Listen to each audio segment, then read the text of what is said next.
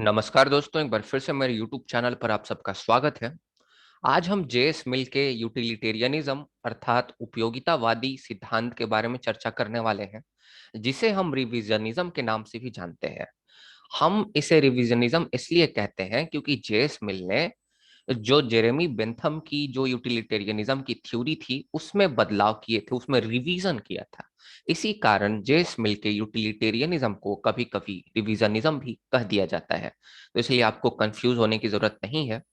मुझे उम्मीद है कि आपने जेरेमी बेंथम के यूटिलिटेरियनिज्म के लेक्चर को जरूर देखा होगा, क्योंकि मैं वहीं से चीजें आगे बढ़ाने वाला हूं। बिना जेरेमी बेंथम को समझे आप जेएस मिल के यूटिलिटेरियनिज्म को नहीं समझ सकते। तो ये सब तो इंट्रोडक्शन वाला पार्ट मैंने करा दिया था जेएस मिल के शुरुआती लेक्चर्स में। अब हम यूटिलिटेरियनिज्म के बारे में बात करते हैं।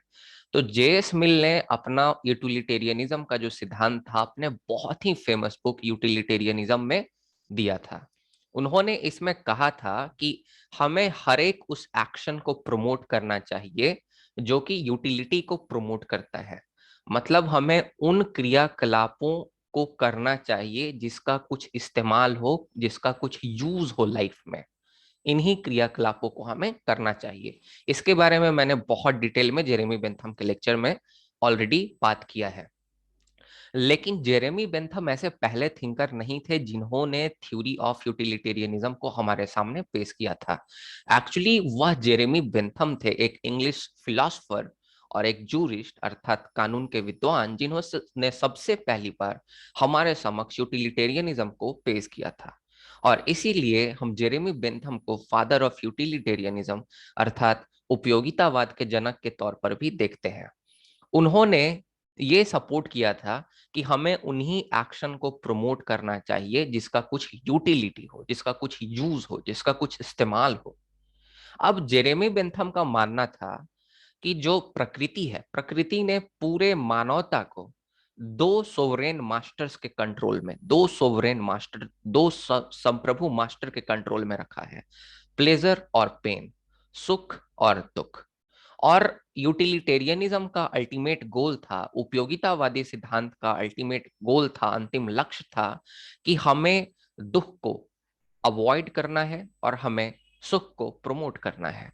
अर्थात जब हम बात करते हैं कि हमें उन्हीं कार्यों को करना चाहिए जिसका यूटिलिटी हो, तो हम ये कहने की कोशिश करते हैं कि हमें उन्हीं कार्यों को करना चाहिए जिससे हमें सुख प्राप्त हो, और हमें उन कार्यों को नहीं करना चाहिए जिससे हमें दुख प्राप्त हो। अब यहाँ जेरेमी बेंथम सही से बता नहीं पाते कि किन कार्यों में सुख प्राप्त होगा और किन कार्यों में दुख प्राप्त होगा। कुछ ऐसे भी कार्य होते हैं जो शुरू शुरू हमें दुख की अनुभूति कराते हैं, लेकिन लंबे समय तक अगर उन कार्यों को किया जाए तो हमें लंबा सुख प्राप्त होता है। एग्जाम्पल के तौर पर, अगर आप अभी पढ़ाई करते होंगे, पढ़ाई करने में सुख है क्या? बहुत दुख होता है पढ़ाई करने में। लेकिन अगर आप लंबे समय तक अगर पढ़ाई को करेंगे तो आपको कुछ समय तक दुख की अनुभूति होगी, लेकिन उसके बाद अगर आप अपने जिंदगी में कुछ अच्छा करेंगे तो आपको लंबे समय तक सुख प्राप्त होगा। कुछ ऐसी भी चीजें हैं हमारे जीवन में जो शुरू शुरू हमें सुख की अनुभूति कराती हैं, पर लंबे समय में वह हमें दुख की अनुभूति कराएंगी। टीवी देखने में दुख थोड़ी होता है, टीवी देखने में तो बहुत मजा आता है, वेब सीरीज देखने में या फिर पुष्पा मूवी देखने में, उसे मैंने भी देखा है, बट अच्छा लगता है ना। लेकिन अगर आप दिन भर टीवी देखेंगे तो हो सकता है आपकी आंखें खराब हो जाए। अश- जो शराब है, शराब पीने में भी बहुत सुख है, शराबियों को सुख आता है, पर लंबे समय तक अगर वह उसी कार्य को करेंगे तो लंबे समय तक दुख भी तो प्राप्त होगा। तो यहां पर मैं ये बताने की कोशिश कर रहा हूं कि जो जेरेमी बेंथम है वह सिर्फ और सिर्फ भौतिकवादी सुखों की बात किया करते थे, मटेरियल प्लेजर की बात किया करते थे, शारीरिक सुख की बात किया करते थे, और ये शॉर्ट टर्म प्लेजर की बात किया करते थे जेरेमी बेंथम, कि तुरंत हमें सुख मिलना चाहिए। और जो कि बहुत बुरी चीज है, उन्होंने लंबे टर्म में, लंबे लॉन्ग टर्म में इस सुख को अपने माइंड में सोचा नहीं होगा। तो मुझे उम्मीद है कि आप इस एग्जाम्पल से समझ गए होंगे मैं क्या समझाने की कोशिश करता हूं और करना चाह रहा हूं। आगे ये भी जेरेमी बेंथम हमें बताते हैं कि अगर आप कोई ऐसा एक्शन कर रहे हैं, कोई ऐसा कार्य कर रहे हैं जो गलत ही क्यों ना हो, लेकिन अगर वह आपको सुख की अनुभूति कराता है, आपको प्लेजर देता है, तो वो कार्य सही है। और अगर आप कोई मॉरल कार्य कर रहे हैं, मोरालिटी मॉरल कार्य कर रहे हैं, लेकिन अगर वह आपको दुख की अनुभूति कराता है, तो वह काम फिर गलत है। अगर कोई अच्छा काम भी अगर पेन को प्रमोट करता है, then that action is not justiciable. हम उस एक्शन को जस्टिफाई नहीं कर सकते हैं। अगर कोई आप बुरा कार्य भी कर रहे हैं और अगर वह आपको प्लेजर प्रदान करता है, तो उस कार्य को फिर हम सही ठहरा सकते हैं। ये बात इन्होंने कहा था। मतलब यहां पर इन्होंने मोरालिटी को, ऑनेस्टी को ताक पर रख दिया। एग्जाम्पल के तौर पर, अगर आप किसी की मदद करते हैं, अगर आपका जेब कट रहा है और इससे आपको दुख हो रहा है कि अरे बाप रे मेरे तो पैसे खर्च हो गए, तो फिर ये सही काम नहीं है। फिर अगर आप सही काम भी कर रहे हैं, उससे आपको दुख हुआ, तो फिर अगर आपको पेन हुआ, तो फिर वो काम आपको नहीं करना चाहिए, दान का काम आपको नहीं करना चाहिए। तो ये सब चीजें हैं। आगे अगर आप बेंथम की सुनेंगे, तो बेंथम कहते हैं कि जो सुख होता है प्योरली मात्रात्मक होता है, मतलब क्वांटिटेटिव टर्म में होता है। सिर्फ सुख की, प्लेजर की क्वांटिटी होती है, कोई गुणवत्ता नहीं होती। जो क्वालिटी है प्लेजर की, कोई प्लेजर के क्वालिटी का कॉन्सेप्ट नहीं है। या तो आप ज्यादा सुख प्राप्त करेंगे या तो आप कम सुख प्राप्त करेंगे। कोई अच्छा वाला सुख और बुरा वाला सुख नहीं होता। आप समझने की कोशिश करें। प्लेजर जो है वह पूरी तरह से क्वांटिटेटिव होता है, मात्रात्मक होता है, गुणात्मक नहीं होता। मतलब कोई भी इंफीरियर प्लेजर और सुपीरियर प्लेजर नहीं होता। इनका कहने का मतलब ये है कि एक बंदा मेडिटेशन करके जो प्लेजर प्राप्त कर रहा है, सुख प्राप्त कर रहा है, और एक बंदा शराब पी के जो सुख प्राप्त कर रहा है, वो दोनों एक ही जैसे हैं। क्योंकि सुख की सिर्फ मात्रा होती है, कोई गुणवत्ता नहीं होती, कोई क्वालिटी नहीं होती। और इसीलिए उन्होंने फेमसली कोट किया था, pushpin is as good as poetry. Pushpin एक लूडो जैसा गेम हुआ करता था यूरोप में। और पोएट्री तो आप सब जानते हैं, कविता लिखना, कविता सुनना। तो कहते हैं कि आप लूडो खेलकर जो आनंद प्राप्त करेंगे, वही सेम आप सुख जो है, आनंद मैंने गलती से बोल दिया, आनंद और सुख में फर्क होता है। आनंद हैप्पीनेस होता है ना। यहाँ प्लेजर का आनंद बिल्कुल भी मतलब नहीं है। मैं आगे आपको इसके बारे में बताऊंगा। तो कुल मिलाकर लूडो खेलने से जितना आपको सुख प्राप्त होगा, उतना आपको पोएट्री सुनने से भी मिलेगा। मतलब कोई क्वालिटी का कोई फर्क नहीं है। उसी तरह का, सेम तरह का आपको गेम खेलने में भी सुख होगा और सेम तरह का सुख आपको पोएट्री सुनने में भी होगा। लेकिन आपको पता हो कि जो पोएट्री सुन के जो सुख प्राप्त करेगा इंसान, जो उसको बेहतर होगा, अगर वो इंटेलेक्चुअल प्राणी होगा, तो उसको अच्छा लगेगा, है ना। ये चीज को आप समझने की कोशिश कीजिए। वह पूरी तरह से ये नकार देते हैं कि जो प्लेजर होता है, जो सुख होता है, वह इंटेलेक्चुअल भी होता है। वह कहते हैं कि प्लेजर जो है प्योरली मटेरियलिस्टिक होता है, भौतिकवादी होता है। और ये ये इंडिविजुअल पे डिपेंड करता है। अलग अलग इंडिविजुअल को अलग अलग सुख की अनुभूति होती है। स्टेट को भी वह ये कहते हैं कि स्टेट ऐसी पॉलिसीज बनाए जो कि greatest happiness of greatest number को प्रमोट करे। मतलब ऐसा कानून सरकार बनाए, राज्य बनाए, जो कि अधिक लोगों का अधिक सुख को प्रमोट करे। अब इन चीजों को सुनने के बाद आपको पता लग ही गया होगा कि किस प्रकार की यूटिलिटेरियनिज्म की जेरेमी बेंथम बात कर रहे हैं।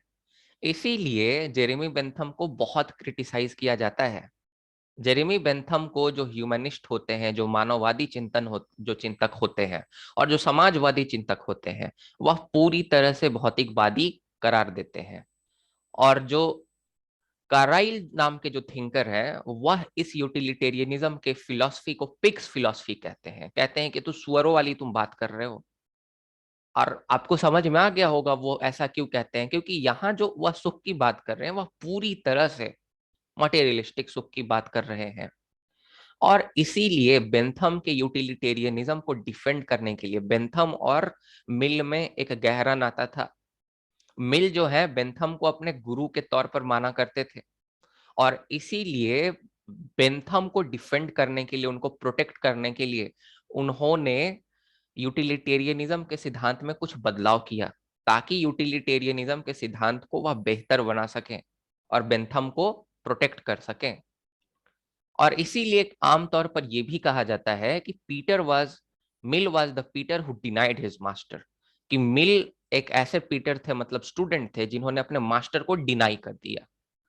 डिनाई कर दिया इसका मतलब अपने मास्टर के बातों को नहीं माना। और आप आगे देखिएगा कि क्यों नहीं माना, क्योंकि जो यूटिलिटेरियनिज्म का जो सिद्धांत है बेंथम का, उसमें काफी ज्यादा बदलाव करते हैं, उसको रिव्यू करते हैं, रिव्यू करके एक नया यूटिलिटेरियनिज्म का जो सिद्धांत है वो हमारे सामने पेश करते हैं। और इसीलिए जो मिल का यूटिलिटेरियनिज्म है, इसको कभी कभी रिविजनिज्म भी कह दिया जाता है, क्योंकि बेंथम के यूटिलिटेरियनिज्म में उन्होंने रिवीजन किया है। मिल कहते हैं, जैसा कि मैंने आपको बताया, कि वह भी कहते हैं कि ठीक है, यूटिलिटी वाली चीजें तो हमें करनी चाहिए, हमें उन्हीं एक्शंस को करना चाहिए, उन्हीं क्रियाकलापों को करना चाहिए जिसका यूटिलिटी हो, जिसका इस्तेमाल हो, जो सुख को प्रमोट करे, जो प्लेजर को प्रमोट करे, और जो दुख अर्थात पेन को रिड्यूस करे, कम करे। लेकिन यह कहते हैं कि मैं ऐसे प्लेजर की बात करूंगा जो कि लॉन्ग टर्म प्लेजर हो।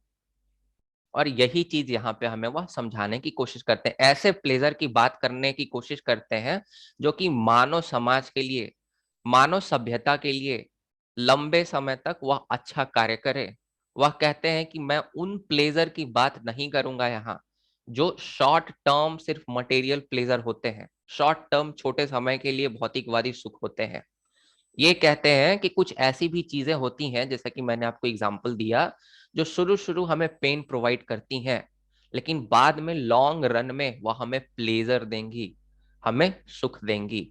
तो ये लॉन्ग इंटरेस्ट की बात कर रहे हैं, लॉन्ग टर्म इंटरेस्ट की बात कर रहे हैं, और यही चीज इन्होंने यहाँ कोटेशन में हमें बताने की कोशिश की है।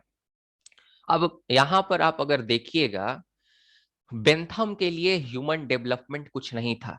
बेंथम के लिए बस यूटिलिटी का मतलब था कि जो प्लेजर को प्रमोट करे और पेन को कम करे, ऐसे एक्शंस को करना है।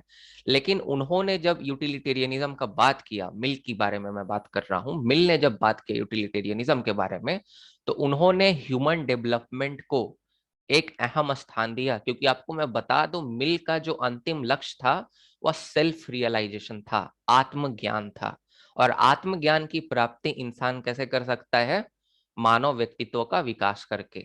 तो उन्होंने कहा कि हमें कोई भी एक्शन को करना है तो यूटिलिटी के हिसाब से तो करना ही है, लेकिन उसमें जो मानव विकास की बात है, व्यक्तित्व का विकास है, उसको भी ध्यान में रखना है, उसको पूरी तरह से नकारना नहीं है।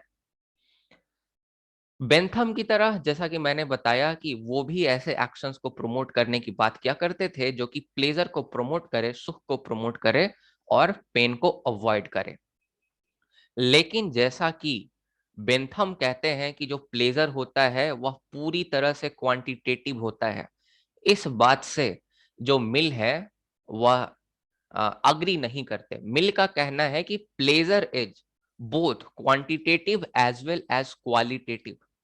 प्लेजर जो है वह क्वांटिटेटिव भी है, ज्यादा प्लेजर, कम प्लेजर ऐसे भी होता है, मतलब मोर प्लेजर लेस प्लेजर। और साथ ही साथ हायर प्लेजर और लोअर प्लेजर की भी हमारी सामने डेफिनेशंस देखने को मिलती हैं। अगर आप जो मेडिटेशन करके जो आपको प्लेजर प्राप्त होगा, सुख प्राप्त होगा, और एक आपको सिगरेट फूंकने से सुख प्राप्त होगा, दोनों में अंतर है। तो दोनों प्लेजर को साथ में इक्वेट नहीं कर सकते हैं। तो इसीलिए प्लेजर की जो क्वालिटी है दैट इज ऑल्सो इम्पॉर्टेंट। और मिल कहते हैं कि मैं तो क्वालिटेटिव प्लेजर को लेना प्रीफर करूंगा, मैं क्वांटिटेटिव प्लेजर को लेना प्रीफर नहीं करूंगा। अगर कोई ऐसा एक्शन है जो कि हमें क्वालिटेटिव प्लेजर देगा, भले ही कम प्लेजर दे, लेकिन मैं उसी एक्शन को, एग्जाम्पल के तौर पर मान लीजिए मैं मेडिटेशन करूंगा, ठीक है, मेडिटेशन करूंगा, और एक बंदा है उधर शराब पिएगा जाकर। तो हो सकता है कि शराब पीने में शॉर्ट टर्म के लिए बहुत ज्यादा प्लेजर मिले, बहुत ज्यादा सुख की अनुभूति हो, पता नहीं शराबियों को होता होगा, मैंने कभी ट्राई नहीं किया। तो बहुत अच्छा उनको अनुभूति होता हो, बहुत उनको मोर प्लेजर उनको फील होगा, बहुत ज्यादा सुख उनको फील होगा। मेडिटेशन करने वाले को मे बी हो सकता है कि लेस, थोड़ा कम प्लेजर मिले, पर हायर प्लेजर मिलेगा, हायर प्लेजर मतलब क्वालिटी जो होगी प्लेजर की वो बहुत अच्छी होगी। तो मिल कहते हैं कि मैं हायर क्वालिटी वाले प्लेजर को ही प्रीफर करूंगा। अगर हायर क्वालिटी का प्लेजर है, लेस प्लेजर भी है तो चलेगा, लेकिन अगर इंफीरियर क्वालिटी का प्लेजर है, अगर क्वालिटी खराब है और अगर ज्यादा मात्रा में भी दे रहे हैं तो नहीं चलेगा। ऐसे रियल एग्जांपल में हम ये आपको समझाने की कोशिश करते हैं। मान लीजिए हम जाते हैं शॉपिंग करने बाजार में, तो कहते हैं ना कि भाई क्वालिटी अच्छा होना चाहिए। अगर आप टमाटर अगर लेते हैं तो कभी कभी क्या होता है ना, कभी कभी 20 रुपया में 2 किलो टमाटर देता है, लेकिन सब सड़ा गला हुआ होता है। एक जगह आपको 40 रुपया में 1 ही केजी देता है, लेकिन सब अच्छा वाला होता है। तो बहुत सारे लोग होते हैं मिल वाले, थिंकिंग वाले, कहते हैं कि कोई बात नहीं, हमें अच्छा वाला टमाटर चाहिए, भले ही महंगा होगा, कम भी रहेगा तो चलेगा। कोई कोई लोग होता है कि नहीं नहीं कोई बात नहीं, सड़ा गला वाला ही ले लेते हैं, 20 में 2 किलो दे रहा है, कोई बात नहीं। तो वो ठीक नहीं है, वो ठीक नहीं है। हायर क्वालिटी होना चाहिए, क्वांटिटी मैटर नहीं करता। मैं बस एग्जांपल दे रहा था समझाने के लिए, ताकि आप समझ सकें चीजों को। तो इस तरह की बातें जो है मिल हमारे सामने रखते हैं। और मिल ये भी कहते हैं कि जो ह्यूमन बीइंग है वह सिर्फ फिजिकल प्लेजर के चक्कर में नहीं रहता। बहुत सारे ऐसे ह्यूमन बीइंग हैं जो कि मॉरल, इंटेलेक्चुअल और आर्टिस्टिक प्लेजर को भी प्रिफर करते हैं। मॉरल प्लेजर मतलब दूसरों का मदद करने में उनको बहुत सुख की अनुभूति होती है, वह अच्छा कार्य करते हैं तो उन्हें सुख की अनुभूति होती है। इंटेलेक्चुअल प्लेजर, पढ़ाई करने में उनको अच्छा लगता है और दूसरों को पढ़ाने में अच्छा लगता है। किसी को पेंटिंग करने में अच्छा लगता है। अब पेंटिंग करना बहुत टफ है, पेंटिंग करना, डांस करना, म्यूजिक सीखना टफ है। पर ऐसा नहीं है कि लोग सिर्फ फिजिकल प्लेजर को ही प्रीफर करते हैं। बहुत से ऐसे लोग हैं, ऐसे ह्यूमन बींग हैं जो कि मॉरल, इंटेलेक्चुअल और आर्टिस्टिक प्लेजर को भी प्रीफर करते हैं। और इसीलिए मिल आगे कोट करते हैं कि मैं एक ह्यूमन बीइंग डिससेटिस्फाई हो सकता हूं। मतलब अगर मैं एक इंसान रहूंगा, मतलब मैं अगर हायर प्लेजर को अगर मैं परस्यू करूंगा तो वो मेरे लिए बेहतर है, ना कि मैं एक पिग बनकर मैं लोअर प्लेजर को अधिक अमाउंट में उसको मैं कंज्यूम करूं। इसीलिए वह कहते हैं कि सोक्रेट्स जो है वह अगर डिससेटिस्फाई भी है तो वो मेरे लिए चलेगा, लेकिन मैं मूर्ख बनकर मैं अपने आप को सेटिस्फैक्शन की अनुभूति नहीं देना चाहता। तो ये इस कोट का मतलब है। इस कोट का यही मतलब हुआ कुल मिलाकर कि हायर प्लेजर को, क्वालिटेटिव प्लेजर को हमें परस्यू करना चाहिए rather than the quantitative pleasure. उसके आगे मिल जो है ये भी कहते हैं कि प्लेजर और हैप्पीनेस में, प्लेजर होता है सुख और हैप्पीनेस होता है आनंद। मिल कहते हैं कि प्लेजर और हैप्पीनेस में जो है वो फर्क होता है, सुख और आनंद में फर्क है। जो हैप्पीनेस है वह सुपीरियर है प्लेजर से। मतलब जो खुशी होती है, जो आनंद होता है, आनंद जो है वह सुपीरियर है सुख से। जो प्लेजर है, प्लेजर अर्थात जो सुख है, उसका जो है मटेरियलिस्टिक ओरिजिन है, भौतिकवादी उसका ओरिजिन है। लेकिन जो हैप्पीनेस है, हैप्पीनेस अर्थात जो आनंद है, नॉन मटेरियलिस्टिक है। आनंद जो है इंसान अंदर से महसूस करता है। प्लेजर का मतलब होता है अपने भूख की शांति। प्लेजर होता है ना, थोड़ा अगर पिज्जा बर्गर खा लेते अच्छा लगता। और भी बहुत तरह का लोग अपने फिजिकल एपेटाइट को शांत करने के लिए परस्यू करते हैं, सुख पाने के लिए। लेकिन हैप्पीनेस जो होता है, जो आनंद होता है, उससे जो हमारी आत्मा है वह तृप्त हो जाती है। जैसे भगवान की पूजा करके, नमाज पढ़ के, तो उसे आनंद कहते हैं। कुछ हम ऐसे भी कार्य करते हैं जो म्यूजिक, जो गाना गाते हैं, म्यूजिक जो सीखते हैं, गाना गा लेते हैं, उनको बहुत अच्छा महसूस होता है। मैं मेडिटेशन कर लेता हूँ, मुझे बहुत अच्छा महसूस होता है। तो जो हैप्पीनेस होता है, जो आनंद होता है, उससे जो है आपका सोल, आपकी आत्मा सेटिस्फाई होती है। और प्लेजर जो है उससे सिर्फ आपका भूख सेटिस्फाई होता है। और इसीलिए जो अल्टीमेट हैप्पीनेस है वह कभी भी फिजिकल प्लेजर से अचीव नहीं की जा सकती। अगर आपको अल्टीमेट अगर हैप्पीनेस चाहिए, अर्थात आपको सच्चित आनंद को अगर महसूस करना है, तो वह आप कभी भी जो ये भौतिकवादी सुख है इससे आप कभी भी आप महसूस नहीं कर सकते। और आगे ये भी कहते हैं कि अगर आपको आनंद की प्राप्ति करनी है, सुख को छोड़कर आनंद की राह पर निकलना है, तो उसके लिए आपको सेल्फ रियलाइजेशन होना होगा। और सेल्फ रियलाइजेशन के लिए पहले लेक्चर से मैं बताते आ रहा हूं कि आपको अपने व्यक्तित्व का विकास करना होगा, और व्यक्तित्व के विकास के लिए जो स्वतंत्रता है वह काफी जरूरी होती है, एसेंशियल एट्रीब्यूट है। अगर आपके पास स्वतंत्रता नहीं होगी, आप अपने व्यक्तित्व की विकास करने में सक्षम नहीं होंगे। अगर आपका पर्सनालिटी डेवलप नहीं हो पाएगा तो उसके बाद आपको सेल्फ रियलाइजेशन नहीं होगा, आत्मबोध नहीं होगा, और अगर आत्मबोध नहीं हुआ तो आपको आनंद की प्राप्ति नहीं होगी। तो इसीलिए जो लिबर्टी है वह बहुत इंपॉर्टेंट है। इनफैक्ट मिल ये भी कहते हैं कि लिबर्टी अर्थात स्वतंत्रता अपने आप में एक यूनिक प्लेजर है। स्वतंत्रता अपने आप में एक यूनिक सुख है कि नहीं है? मिल ये भी कहते हैं, जाकर उनसे पूछो जिसके पास स्वतंत्रता नहीं है, वो बताएंगे स्वतंत्रता एक सुख है कि नहीं। आप अगर आसमान में उड़ती हुई चिड़िया से पूछोगे कि स्वतंत्रता एक सुख है कि नहीं, तो वह आपको नहीं बता पाएगी, क्योंकि उसने कभी उसको महसूस ही नहीं किया। वो तो हमेशा से उड़ रही है, तो इसीलिए उसने कभी महसूस ही नहीं किया कि अगर ये छीन ली जाएगी तो कैसा महसूस होगा। आप स्वतंत्रता के बारे में उससे पूछो, ऐसे तोते से पूछो जो कि केज में बंद है, वह आपको बताएगा कि जो स्वतंत्रता है वह अपने आप में सुख की अनुभूति कराता है, अपने आप में यूनिक प्लेजर है। और ये अगर हम और अन्य अगर सुखों की बात करें तो अन्य सुखों से काफी हायर है। मतलब liberty is a qualitative pleasure in itself, liberty is unique pleasure in itself. और इसीलिए मिल आगे कोट करते हैं कि जिसने एक बार लिबर्टी के स्वाद को अर्थात स्वतंत्रता को चख लिया है, उसको टेस्ट कर लिया है, वह स्वतंत्रता के बदले, मतलब वह स्वतंत्रता के वह किसी और अन्य चीज के बदले अपने स्वतंत्रता को देने के लिए तैयार नहीं होगा। अगर उसको कितने भी पैसे दे दिए जाएं, करोड़ों करोड़ रुपए दे दिए जाएं, उसे बोला जाए कि चलो मैं हम तुम्हें करोड़ों रुपए देंगे, रोज 5 स्टार का खाना देंगे, आपको एक ही रूम में जीवन भर रहना है, तो वो कभी तैयार नहीं होगा। इसका मतलब कोई भी व्यक्ति जिसने एक बार स्वतंत्रता को टेस्ट कर लिया, किसी और चीज के लिए अपनी स्वतंत्रता को एक्सचेंज करने के लिए अर्थात उसे देने के लिए तैयार नहीं होगा। कोई अदर प्लेजर के लिए अगर आप उसे गाड़ी दे दो, कार दे दो, बोलो कि ठीक है भाई, तुम्हें सप्ताह भर में एक ही छोटे से रूम में रहना है और एक बार लेम्बोर्गिनी चलाना है जाकर महीने में, तैयार नहीं होगा वो व्यक्ति। जिसने एक बार लिबर्टी प्लेजर जो कि हायर प्लेजर है अपने आप में, उसे एक बार टेस्ट कर लिया, वो अन्य प्लेजर के लिए कभी भी अपने लिबर्टी को देने के लिए तैयार नहीं होगा। वह उसी प्रकार है कि जिस व्यक्ति ने एक बार नाइल का पानी टेस्ट कर लिया, रिवर नाइल, नाइल का पानी बड़ा मीठा होता है ऐसा कहा जाता है, जो कि सबसे लंबी नदी है विश्व की, the longest river in the world, originating in Tanzania.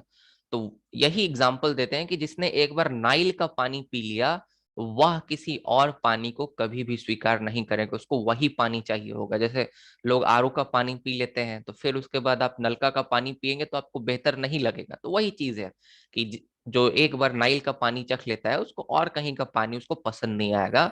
और उसी प्रकार से जिसको एक बार प्लेजर, जो लिबर्टी है, लिबर्टी का जिसने टेस्ट कर लिया, वो अपने लिबर्टी को देने के लिए तैयार नहीं होगा। अब यहाँ पे ये क्वेश्चन आता है, हमने जितना भी डिस्कशन किया उसके हिसाब से क्वेश्चन पूछा जाता है एग्जाम में कि डिफरेंशिएट करना है आपको जो यूटिलिटेरियनिज्म का सिद्धांत है दोनों मिल और बेंथम का, तो उसको किस तरह से आप अलग अलग डिफरेंशिएट करेंगे। तो मैं बहुत शॉर्ट में आपको बताने वाला हूँ। पहले तो आपको इतना चीज अपने आंसर में लिखना है, स्टार्टिंग से लेकर अंत तक जो स्लाइड्स हैं, और उसके बाद मैं आपको यहाँ पे बताता हूँ। बहुत शॉर्ट में मैं आपको समझाता हूँ। बेंथम कहते थे कि यूटिलिटेरियनिज्म के अनुसार एक्शन को हमें सिर्फ और सिर्फ यूटिलिटी के बेसिस पर जज करना चाहिए। अगर कोई रॉन्ग एक्शन है लेकिन अगर प्लेजर को प्रमोट करता है तो उसको जस्टिफाई कर सकते हैं।